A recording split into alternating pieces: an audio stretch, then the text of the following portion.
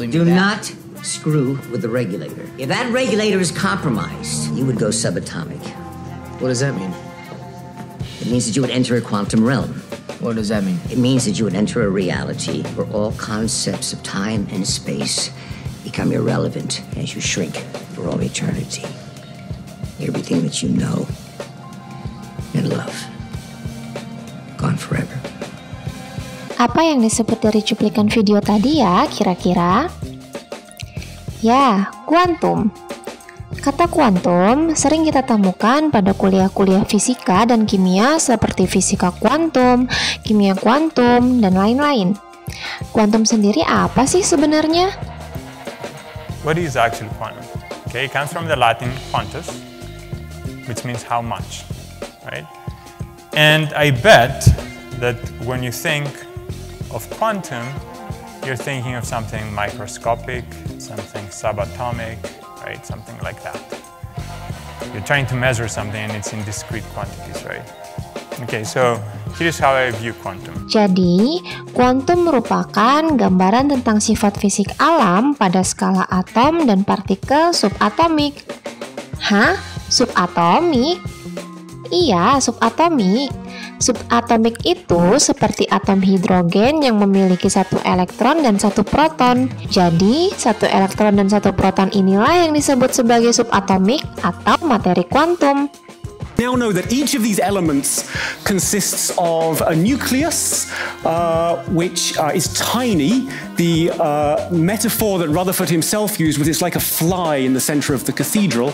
And then orbiting this nucleus in, I should add, fairly blurry orbits are the electrons, which sort of fill out very sparsely the rest of the space. So that's a picture of these atoms. Subsequently, we learned that the nucleus is not itself fundamental. The nucleus contains smaller particles. They're particles that we call protons and neutrons. And in the 1970s, we learned that the protons and neutrons aren't fundamental either. So in the 1970s, we learned that inside each proton and neutron are three smaller particles that we call quarks. Nah, ilmu yang mempelajari tentang ini adalah fisika kuantum atau kimia kuantum, di mana ilmu ini mempelajari tentang materi dan energi pada tingkat yang paling mendasar.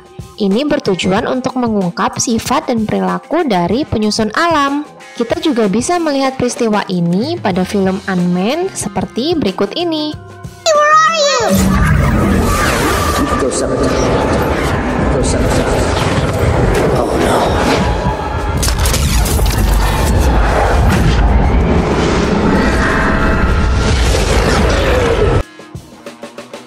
Nah, si Scott berubah menjadi sangat kecil atau dalam istilah fisika berubah menjadi alam mikroskopik atau yang kita sebut dengan dunia kuantum.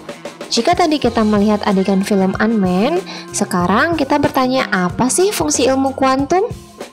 Ilmu kuantum sering disebut sebagai mekanika kuantum.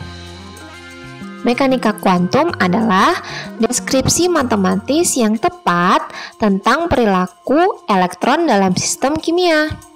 Secara teori, mekanika kuantum dapat memprediksi sifat-sifat apapun dari atom atau molekul individu dengan tepat. Dalam praktiknya, persamaan mekanika kuantum hanya dapat diselesaikan dengan tepat untuk satu sistem elektron.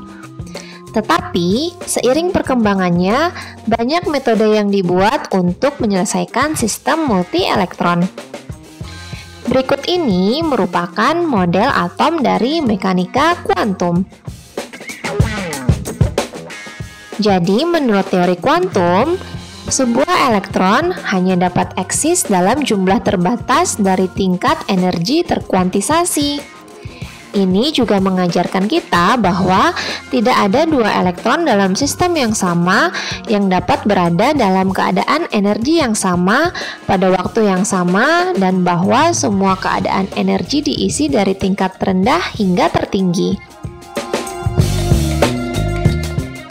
Model atom mekanika kuantum menggunakan bentuk orbit yang kompleks, juga disebut sebagai awan elektron, yang merupakan volume ruang tempat elektron kemungkinan besar berada.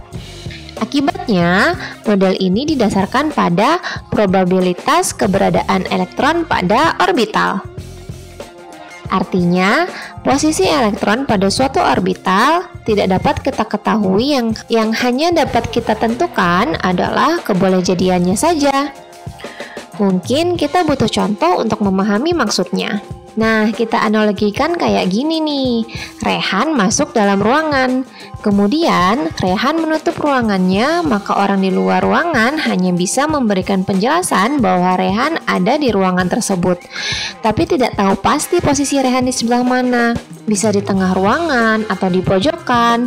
Jadi di sini Rehan kita anggap sebagai elektron, sedangkan ruangan kita anggap sebagai orbital. Jadi, isi video ini dapat kita rangkum sebagai berikut.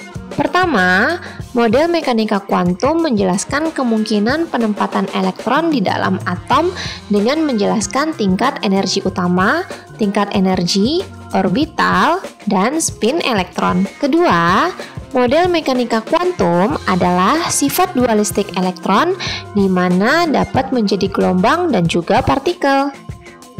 Yang ketiga atau yang terakhir, menurut teori kuantum, tidak mungkin mengetahui posisi dan momentum yang tepat dari sebuah elektron pada waktu yang sama. Oke, sekian dulu penjelasan tentang teori kuantum kali ini. Next video, kita akan bahas teori sains yang lain.